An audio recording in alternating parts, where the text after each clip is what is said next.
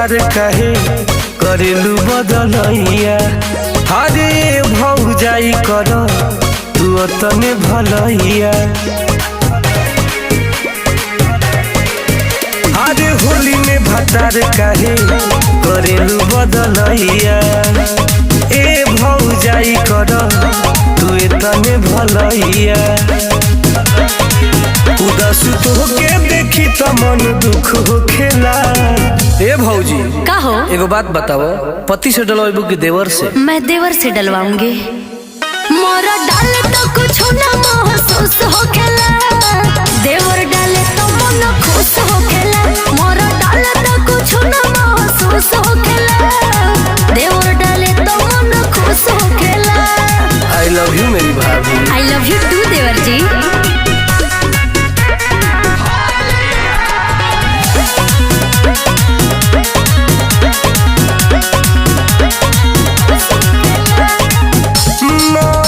के दासा तू बिगाड़ देलू, मीडिया में हाला फाव खाड़ देलू। आदे माई रे माई, होली में कहाँ जाए रे जाए, हमारा सुख मरद के कहियो ना बुझाए रे माई। तोहर सुनिए के बतिया हुक खेला। अच्छा एगो बात बताओ, ई लड़का के कर? देवर के। अच्छा सुता तारे मरद जरे या कह तारे प्यार हम देवर से करीले। मोर डाले तो कुछ ना महसूस होखेला, देवर डाले तो मन खुश होखेला। मोर डाले तो कुछ ना महसूस होखेला, देवर डाले तो मन खुश होखेला। अब ये होई का?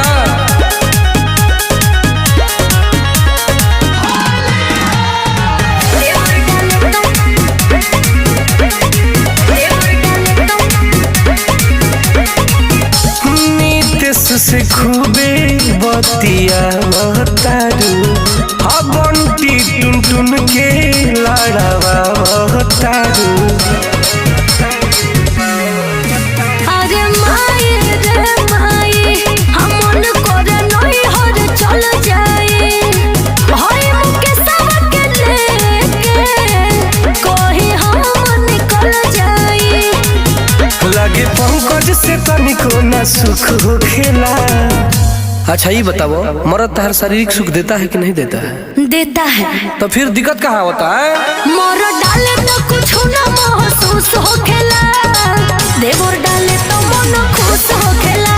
मोर डाले तो कुछ ना महसूस होखेला, देवर डाले तो मन खुश होखेला। अच्छा बुझ गोनी, डाले के तरीका अलग बना। आई लव यू टू देवर जी।